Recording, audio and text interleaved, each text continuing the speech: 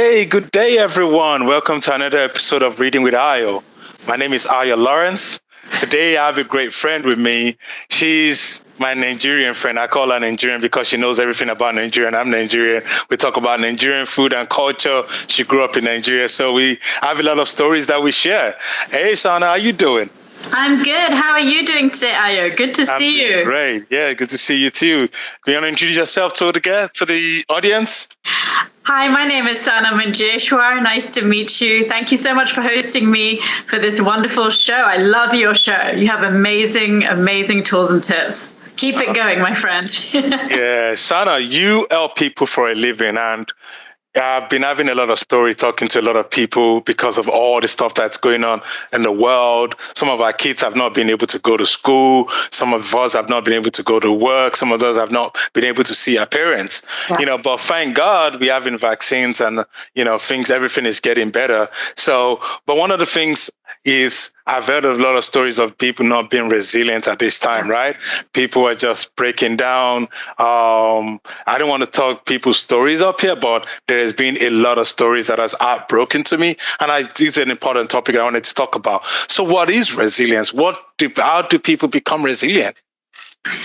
I think what's been really tough during this period in this pandemic that we've been living through is we've all had to build resilience at a pace that it's been unimaginable.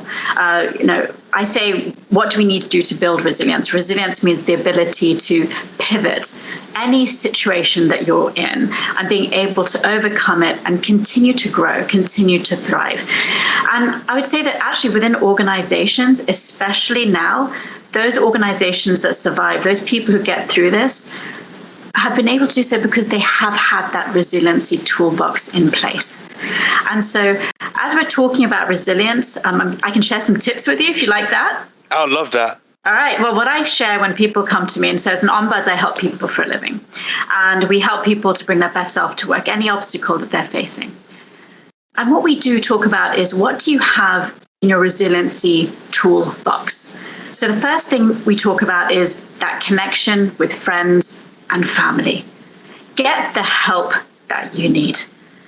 And the second is making sure that you're making that time for self-care.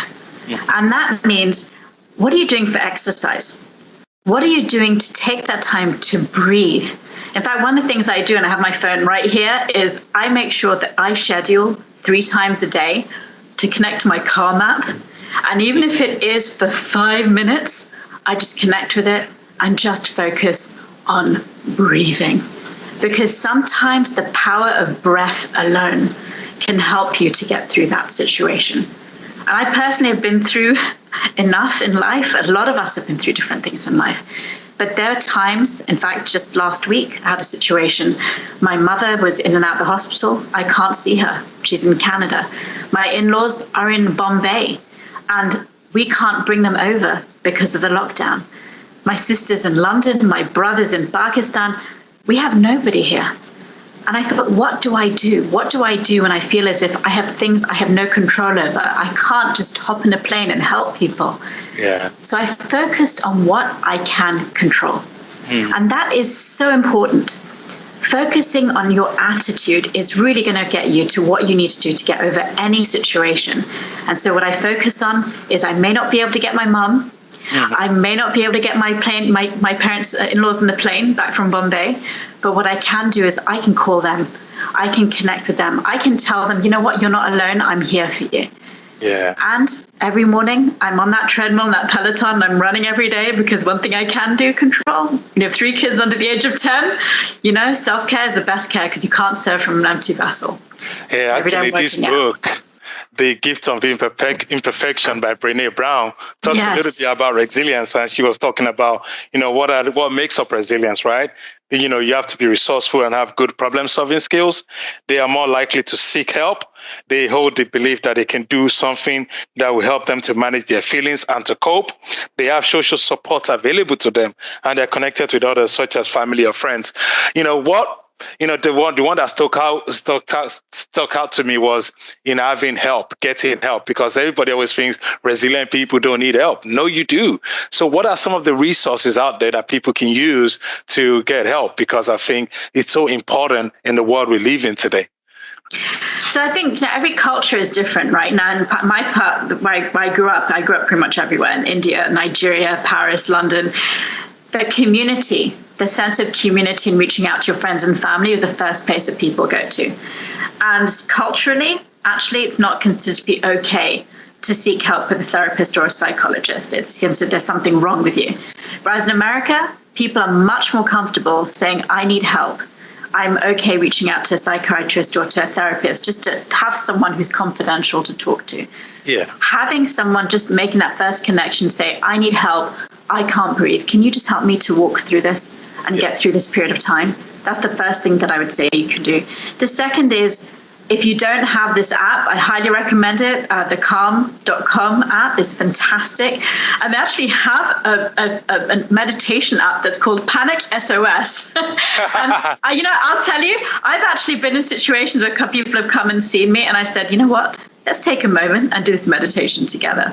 Because having that 5-minute go-to, having somebody just talk you through the breathing and meditation can help you get through that as well.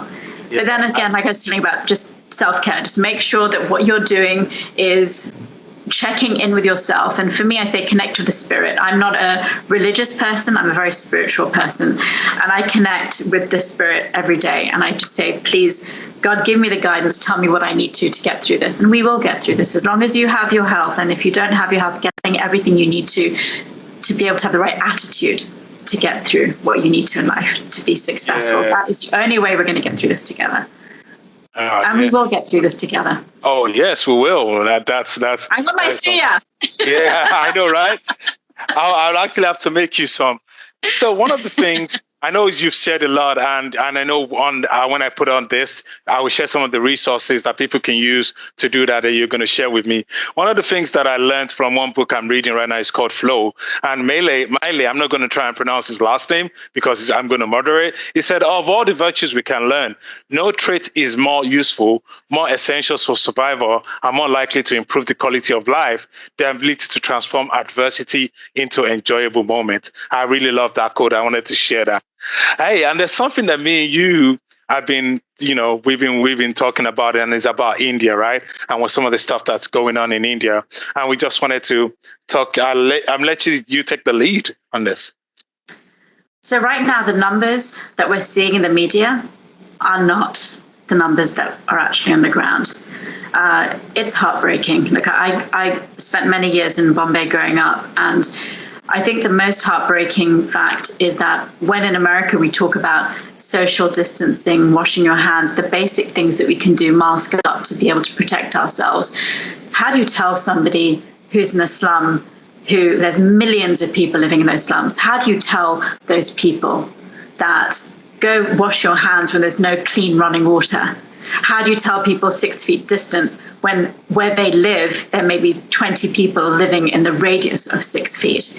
Yeah. It is a very difficult existence there right now. And we really do need to support India in any way that we can. I'll share some websites with you that I feel are really trusted and reliable sources to help India. But it's also the rest of the world. I mean, there's Chile, Brazil. It's unfortunately, this pandemic is with us for a while. And some countries are more progressive in getting vaccinated so we can get ahead of the curve. But anything we can do to support India right now through support, I think that would be amazing. Yeah, and just remembering to reach out to those people and letting them know that you can. Yeah, no. Thank you for that. Thank you for that. We'll share those resources. Sana, thanks for coming on to Reading with Ayo. I really enjoyed having you. Enjoy the rest of your day, Sana. Thank you. Take care. Bye-bye.